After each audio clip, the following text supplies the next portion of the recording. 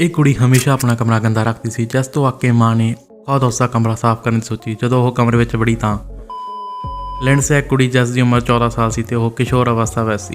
ਉਸਨੇ ਉਹ ਸਭ ਕੁਝ ਕੀਤਾ ਜੋ ਉਸਦੇ ਮਾਂ-ਪਿਓ ਉਸ ਨੂੰ ਕਰਨ ਤੋਂ ਰੋਕਦੇ ਸਨ ਅਤੇ ਉਹ ਹਮੇਸ਼ਾ ਆਪਣੇ ਕਮਰੇ ਦੀ ਸਫਾਈ ਕਰਨ ਤੋਂ ਇਨਕਾਰ ਕਰਦੀ ਸੀ।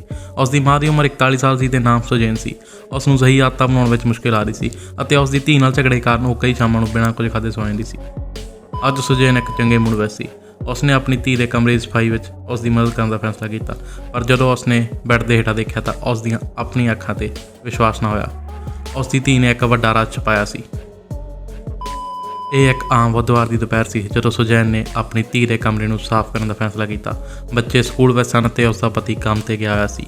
ਇੱਕ ਚੰਗੇ ਮੂਡ ਵਿੱਚ ਸੁਜੈਨ ਨੇ ਆਪਣੀ ਅਲਮਾਰੀ ਵਿੱਚੋਂ ਸਫਾਈ ਦਾ ਸਮਾਨ ਕੱਢਿਆ ਅਤੇ ਚੁਬਾਰੇ ਵਿੱਚ ਆਪਣੀ ਧੀ ਦੇ ਬੈੱਡਰੂਮ ਤੱਕ ਪਹੁੰਚਣ ਲਈ ਉੱਚੀਆਂ ਪੌੜੀਆਂ ਚੜ੍ਹਨ ਲੱਗੀ।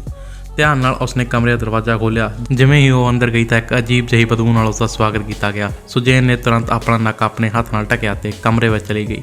ਆਖਰਕਾਰ ਉਸਦੀ ਧੀ ਆਪਣੇ ਕਮਰੇ ਨੂੰ ਇੰਨੇ ਘਿਨਾਉਣੇ ਬਣਾਉਣ ਵਿੱਚ ਕੀ ਕਰ ਰਹੀ ਸੀ, ਇਹ ਸੋਚ ਕੇ ਪੂਰਾ ਕਮਰਾ ਦੇਖਣ ਲੱਗੀ।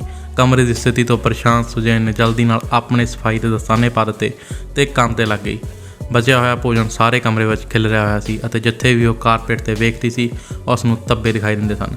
ਅਤੇ ਇਹ ਸਭ ਤੋਂ ਮਾੜਾ ਹਿੱਸਾ ਨਹੀਂ ਸੀ। ਲਿੰਡਸੇ ਨੇ ਕਈ ਹਫ਼ਤਿਆਂ ਤੋਂ ਚਾਦਰਾਂ ਨਹੀਂ ਧੋਤੀਆਂ ਸਨ ਅਤੇ ਉਹਨਾਂ ਵਿੱਚੋਂ ਭਿਆਨਕ ਬਦਬੂ ਆ ਰਹੀ ਸੀ। ਸੁਜੈਨ ਨੂੰ ਬਹੁਤ ਗੁੱਸਾ ਆਇਆ। ਉਸ ਦੀ ਧੀ ਕੋਲ ਹਮੇਸ਼ਾ ਸਾਫ਼ ਚਾਦਰਾਂ ਉਪਲਬਧ ਰਹਿੰਦੀਆਂ ਸਨ, ਪਰ ਉਸਨੇ ਉਹਨਾਂ ਦੀ ਕਦੇ ਵਰਤੋਂ ਨਹੀਂ ਕੀਤੀ ਸੀ। ਸੁਜੈਨ ਕਹਿਣ ਲੱਗੀ ਕਿ ਕੀ ਪੰਗਾ ਪੈ ਗਿਆ, ਪਰ ਉਸ ਦੇ ਕੋਲ ਆਪਣੀ ਸਫਾਈ ਕਰਨ ਤੋਂ ਇਲਾਵਾ ਕੋਈ ਚਾਰਾ ਨਹੀਂ ਸੀ। ਇਸ ਲਈ ਸੁਜੈਨ ਨੇ ਬਚੇ ਹੋਏ ਭੋਜਨ ਪਦਾਰਥਾਂ ਨੂੰ ਹਟਾ ਕੇ ਸਫਾਈ ਕਰਨ ਦਾ ਫੈਸਲਾ ਕੀਤਾ। ਉਹ ਆਪਣੇ ਹੱਥ ਤੇ ਗੋਡਿਆਂ ਉੱਤੇ ਰੇਂਗਦਿਆਂ ਹੋਇਆ ਕਮਰੇ ਭਰ ਵਿੱਚੋਂ ਖਾਣ ਪੀਣ ਦੀਆਂ ਵਸਤਾਂ ਨੂੰ ਇਕੱਠਾ ਕਰਕੇ ਕੂੜੇ ਦੇ ਡੱਬੇ ਵਿੱਚ ਪਾ ਦਿੱਤਾ। ਉਹ ਆਖਰੀ ਬਚਿਆ ਹੋਇਆ ਭੋਜਨ ਚੱਕਣ ਵਾਲੀ ਸੀ ਜਦੋਂ ਉਸਨੇ ਕੁਝ ਅਜੀਬ ਦੇਖਿਆ। ਉਲਝਣ ਵਿੱਚ ਉਹ ਆਪਣੀ ਧੀ ਦੇ ਬਿਸਤਰੇ ਵੱਲ ਰੇਂਗਦੀ ਗਈ। ਧਿਆਨ ਨਾਲ ਉਸਨੇ ਆਪਣਾ ਸਿਰ ਫਰਸ਼ ਵੱਲ ਵਧਾਇਆ ਅਤੇ ਫਿਰ ਬਿਸਤਰੇ ਦੇ ਹੇਠਾਂ ਵੱਲ ਵੇਖਿਆ। ਕਮਰੇ ਵਿੱਚ ਬਹੁਤ ਹਨੇਰਾ ਸੀ। ਸੁਜੈਨ ਇਹ ਨਹੀਂ ਦੱਸ ਸਕਦੀ ਸੀ ਕਿ ਉਹ ਕੀ ਦੇਖ ਰਹੀ ਸੀ। ਉਸਨੇ ਝੱਟ ਜੇਬ ਵਿੱਚੋਂ ਫੋਨ ਕੱਢਿਆ ਅਤੇ ਬੈੱਡ ਦੇ ਹੇਠਾਂ ਹਨੇਰੇ ਵਿੱਚ ਫੋਨ ਦੀ ਲਾਈਟ ਜਗਾ ਦਿੱਤੀ। ਜਾਦੂ ਵਾਂਗ ਬਿਸਤਰੇ ਦੇ ਹੇਠਾਂ ਸਾਰੀ ਥਾਂ ਚਮਕ ਗਈ ਅਤੇ ਹੁਣ ਸੁਜੈਨ ਵੇਖ ਸਕਦੀ ਸੀ ਕਿ ਉਸ ਦੀ ਧੀ ਉਸ ਤੋਂ ਕੀ ਲੁਕਾ ਰਹੀ ਸੀ। ਇੱਕ ਪੁਰਾਣੀ ਜਰਾਬ, ਕੁਝ ਕੈਂਡੀਜ਼ ਅਤੇ ਇੱਕ ਡਾਇਰੀ। ਸੁਜੈਨ ਨੇ ਬੇਚੈਨ ਹੋ ਕੇ ਉਸ ਛੋਟੀ ਡਾਇਰੀ ਨੂੰ ਬਿਸਤਰੇ ਦੇ ਹੇਠੋਂ ਬਾਹਰ ਕੱਢਿਆ। ਉਸ ਦੀ ਧੀ ਉਸ ਤੋਂ ਕੀ ਲੁਕਾ ਰਹੀ ਸੀ। ਉਸਨੇ ਕਿਤਾਬ ਨੂੰ ਧਿਆਨ ਨਾਲ ਦੇਖਿਆ। ਉਸ 'ਤੇ ਇੱਕ ਨੰਬਰ ਦਾ ਤਾਲਾ ਲੱਗਿਆ ਹੋਇਆ ਸੀ। ਉਹ ਜਾਣਦੀ ਸੀ ਕਿ ਉਸ ਦੀ ਧੀ ਸ਼ਾਇਦ ਬਹੁਤ ਸਾਵਧਾਨ ਨਹੀਂ ਸੀ ਅਤੇ ਇਹ ਕੋਡ ਨੂੰ ਤੋੜਨਾ ਉਸ ਲਈ ਬਹੁਤ ਆਸਾਨ ਸੀ। ਸੁਜੈਨ ਨੇ ਮਿਸ਼ਰਣ ਕੋਡ ਨੂੰ 000 'ਤੇ ਸੈੱਟ ਕੀਤਾ ਅਤੇ ਫਿਰ ਤਾਲਾ ਤੇਜ਼ੀ ਨਾਲ ਖੁੱਲ੍ਹਿਆ। ਉਸ ਦੀ ਧੀ ਦੀ ਡਾਇਰੀ ਦਾ ਵਿਸ਼ਾ ਵਸਤੂ ਹੁਣ ਉਸ ਦੇ ਸਾਹਮਣੇ ਸੀ। ਸੁਜੈਨ ਝਿਜਕਦੇ ਹੋਏ ਆਪਣੀ ਧੀ ਦੀ ਡਾਇਰੀ ਵੱਲ ਵੇਖਦੀ ਆ। ਕੀ ਉਹ ਇਸ ਨੂੰ ਪੜ੍ਹੇਗੀ?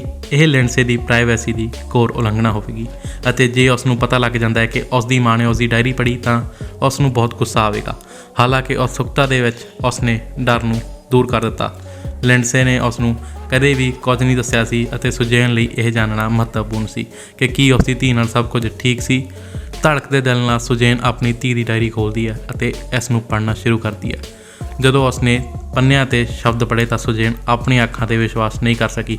ਉਸ ਦੀ ਧੀ ਨੇ ਸ਼ੁਰੂ ਵਿੱਚ ਕਿਸ਼ੋਰ ਉਮਰ ਦੀਆਂ ਆਮ ਚੀਜ਼ਾਂ ਬਾਰੇ ਲਿਖਿਆ ਸੀ, ਪਰ ਜਿਵੇਂ ਜਿਵੇਂ ਉਹ ਪੰਨੇ ਪਲਟਦੀ ਗਈ ਕਹਾਣੀ ਹੋਰ ਅਸਪਸ਼ਟ ਹੁੰਦੀ ਗਈ। ਉਹ ਆਪਣੇ ਆਪ ਵਿੱਚ ਆਰਾਮਦਾਇਕ ਮਹਿਸੂਸ ਨਹੀਂ ਕਰ ਰਹੀ ਸੀ ਅਤੇ ਉਹ ਨਹੀਂ ਜਾਣਦੀ ਸੀ ਕਿ ਇਸ ਬਾਰੇ ਕੀ ਕਰਨਾ ਹੈ। ਸਭ ਤੋਂ ਹੈਰਾਨ ਕਰਨ ਵਾਲੀ ਗੱਲ ਉਦੋਂ ਹੋਈ ਜਦੋਂ ਉਸਨੇ ਸਕੂਲ ਵਿੱਚ ਆਪਣੇ ਅਧਿਆਪਕ ਬਾਰੇ ਲਿਖਿਆ। ਉਸਨੇ ਲਿਖਿਆ, ਉਹ ਅਧਿਆਪਕ ਹਮੇਸ਼ਾ ਮੇਰੇ ਨਾਲ ਹੁੰਦਾ ਹੈ, ਪਰ ਉਹ ਕਹਿੰਦਾ ਹੈ ਕਿ ਮੈਂ ਆਪਣੀ ਮਾਂ ਨੂੰ ਉਸ ਦੇ ਬਾਰੇ ਕੁਝ ਨਹੀਂ ਦੱਸ ਸਕਦੀ। ਜਦੋਂ ਸੁਜੈਨ ਨੇ ਇਹ ਪੜ੍ਹਿਆ ਤਾਂ ਉਹ ਹੈਰਾਨ ਰਹਿ ਗਈ। ਇਹ ਅਧਿਆਪਕ ਉਸ ਦੀ ਧੀ ਤੋਂ ਕੀ ਚਾਹੁੰਦਾ ਸੀ? ਉਸਨੇ ਆਪਣੇ ਹੱਥਾਂ ਵਿੱਚੋਂ ਡਾਇਰੀ ਸੁੱਟ ਦਿੱਤੀ ਅਤੇ ਜੇਬ ਵਿੱਚੋਂ ਫੋਨ ਕੱਢ ਲਿਆ। ਕੰਬਦੇ ਹੱਥਾਂ ਨਾਲ ਉਸਨੇ ਸਕੂਲ ਵਿੱਚ ਮਿਲਾਇਆ। ਉਹ ਗੁੱਸੇ ਵਿੱਚ ਸੀ, ਆਪਣੀ ਧੀ ਦੇ ਅਧਿਆਪਕ ਨਾਲ ਗੱਲ ਕਰਨਾ ਚਾਹੁੰਦੀ ਸੀ। ਸੈਕਟਰੀ ਨੇ ਉਸ ਨੂੰ ਦੱਸਿਆ ਕਿ ਉਹ ਇਸ ਸਮੇਂ ਪੜ੍ਹਾ ਰਿਹਾ ਸੀ ਅਤੇ ਫੋਨ ਦਾ ਜਵਾਬ ਨਹੀਂ ਦੇ ਸਕਦਾ ਸੀ, ਪਰ ਸੁਜੈਨ ਨੇ ਉਸ ਦੀ ਗੱਲ ਨਹੀਂ ਸੁਣੀ। ਉਸਨੇ ਗੁੱਸੇ ਵਿੱਚ ਫੋਨ ਬੰਦ ਕਰ ਦਿੱਤਾ ਅਤੇ ਅਧਿਆਪਕ ਦਾ ਸਾਹਮਣਾ ਕਰਨ ਦਾ ਫੈਸਲਾ ਕੀਤਾ। ਜਿੰਨੀ ਜਲਦੀ ਹੋ ਸਕੇ ਸੁਜੈਨ ਆਪਣੀ ਧੀ ਦੇ ਸਕੂਲ ਪਹੁੰਚੀ। ਉਸ ਅਧਿਆਪਕ ਨੂੰ ਲੱਭਦੀ ਹੋਈ ਜਿਸ ਬਾਰੇ ਉਸ ਦੀ ਧੀ ਨੇ ਆਪਣੀ ਡਾਇਰੀ ਵਿੱਚ ਲਿਖਿਆ ਸੀ। ਜਦੋਂ ਉਹ ਆਖਰਕਾਰ ਉਸ ਦੇ ਕੋਲ ਆਇਆ ਤਾਂ ਸੁਜੈਨ ਨੇ ਦੇਖਿਆ ਕਿ ਉਸ ਦੀ ਧੀ ਵੀ ਉਸ ਦੇ ਨਾਲ ਸੀ। ਉਸਨੇ ਗੁੱਸੇ ਵਿੱਚ ਡਾਇਰੀ ਉਸ ਦੇ ਵੱਲ ਸੁੱਟ ਦਿੱਤੀ ਅਤੇ ਉਸ ਨੂੰ ਦੱਸਣ ਲਈ ਕਿਹਾ ਕਿ ਕੀ ਹੋ ਰਿਹਾ ਹੈ। ਅਧਿਆਪਕ ਆਪਣੇ ਸਾਹਮਣੇ ਸੁੱਟੀ ਡਾਇਰੀ ਨੂੰ ਦੇਖ ਕੇ ਹੈਰਾਨ ਅਤੇ ਘਬਰਾ ਗਿਆ। ਹਾਲਾਂਕਿ ਜਦੋਂ ਉਸ ਨੂੰ ਆਖਰਕਾਰ ਪਤਾ ਲੱਗਿਆ ਕਿ ਕੀ ਹੋ ਰਿਹਾ ਤਾਂ ਉਸਨੇ ਮਾफ़ੀ ਮੰਗ ਲਈ ਅਤੇ ਕਿਹਾ, ਮੈਨੂੰ ਲੱਗਦਾ ਹੈ ਕਿ ਕੋਈ ਗਲਤਫਹਿਮੀ ਹੋ ਗਈ ਹੈ। ਅਧਿਆਪਕ ਨੇ ਦੱਸਿਆ ਕਿ ਲਿੰਡਸੇ ਸਕੂਲ ਵਿੱਚ ਸੰਘਰਸ਼ ਕਰ ਰਹੀ ਸੀ। ਇਹੀ ਕਾਰਨ ਸੀ ਕਿ ਉਹ ਅਕਸਰ ਵਿਹਲੇ ਸਮੇਂ ਵਿੱਚ ਉਸਦਾ ਹੋਮਵਰਕ ਕਰਵਾਉਣ ਵਿੱਚ ਉਸਦੀ ਮਦਦ ਕਰਦਾ ਸੀ। ਕਿਸੇ ਗਲਤਫਹਿਮੀ ਤੋਂ ਬਚਣ ਲਈ ਉਸਨੇ ਲਿੰਡਸੇ ਨੂੰ ਇਸ ਨੂੰ ਗੁਪਤ ਰੱਖਣ ਲਈ ਕਿਹਾ ਸੀ।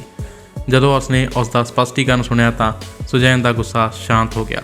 ਉਸਨੇ ਗਰੀਬ ਆਦਮੀ ਤੇ ਅਜਿਹਾ ਕੁਝ ਕਰਨ ਦਾ ਦੋਸ਼ ਲਗਾਇਆ ਸੀ ਜੋ ਉਸਨੇ ਕਦੇ ਨਹੀਂ ਕੀਤਾ ਸੀ, ਜਦੋਂ ਕਿ ਉਹ ਉਸਦੀ ਧੀ ਦੀ ਦਿਲੋਂ ਮਦਦ ਕਰ ਰਿਹਾ ਸੀ। ਸੁਜੈਨ ਨੇ ਅਧਿਆਪਕ ਅਤੇ ਲਿੰਡਸੇ ਤੋਂ ਮਾਫੀ ਮੰਗੀ। ਉਸ ਨੂੰ ਲਿੰਡਸੇ ਦੀ ਡਾਇਰੀ ਨਹੀਂ ਪੜ੍ਹਨੀ ਚਾਹੀਦੀ ਸੀ ਅਤੇ ਇਸ ਤੋਂ ਅਜਿਹਾ ਸਿੱਟਾ ਨਹੀਂ ਕਰਨਾ ਚਾਹੀਦਾ ਸੀ। ਜਦੋਂ ਲਿੰਡਸੇ ਨੇ ਇਹ ਸੁਣਿਆ ਤਾਂ ਉਸਨੇ ਆਪਣੀ ਮਾਂ ਨੂੰ ਮਾਫ ਕਰਨ ਦਾ ਫੈਸਲਾ ਕੀਤਾ ਅਤੇ ਉਹਨਾਂ ਨੇ ਇੱਕ ਦੂਜੇ ਨਾਲ ਗੱਲ ਕਰਨ ਦਾ ਫੈਸਲਾ ਕੀਤਾ ਤਾਂ ਜੋ ਉਹਨਾਂ ਵਿਚਕਾਰ ਅਜਿਹੀ ਗਲਤਫਹਿਮੀ ਦੁਬਾਰਾ ਕਦੇ ਨਾ ਹੋਵੇ।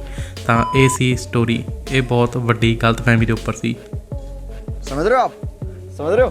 ਮੈਂ ਜਾਣਦਾ ਕਈ ਜਾਣੇ ਕੁਝ ਹੋਰ ਸੋਚ ਕੇ ਵੀਡੀਓ ਦੇਖਣ ਲੱਗੇ ਸੀ, ਪਰ ਕੋਈ ਚੱਕਰ ਨਹੀਂ, ਹਮੇਸ਼ਾ ਹੀ ਵੱਡੀਆਂ ਗਲਤਫਹਿਮੀਆਂ ਗੱਲਬਾਤ ਨਾਲ ਹੱਲ ਹੋ ਜਾਂਦੀਆਂ ਨੇ। ਸੋ ਉਮੀਦ ਆ ਜੇ ਵੀਡੀਓ ਤੁਹਾਨੂੰ ਪਸੰਦ ਆਈ ਹੋਊਗੀ ਤਾਂ ਮੇਰੀ ਮਿਹਨਤ ਦੇ ਲਈ ਤੁਸੀਂ ਚੈਨਲ ਨੂੰ ਸਬਸਕ੍ਰਾਈਬ ਕਰ ਦਿਓ। ਸਬਸਕ੍ਰਾਈਬ ਕਰਨਾ ਬਿਲਕੁਲ ਫ੍ਰੀ ਆ ਤੇ ਕੋਈ ਸੁਝਾਅ ਹੋਵੇ ਤਾਂ ਕਮੈਂਟ ਕਰਕੇ ਜ਼ਰੂਰ ਦੱਸਿਓ। ਪੂਰੀ ਵੀਡੀਓ ਦੇਖਣ ਲਈ ਬਹੁਤ ਧੰਨਵਾਦ। Bye bye, tata, good bye, गया। रोग है लगा हुआ जो लिखता हर बात पे, मिलूंगा मैं मरा हुआ नशेड़ियों के साथ में। उस रात में मौजूद था जो तेरा है वजूद, बेटे नाचते हैं तेरे जैसे लड़के में।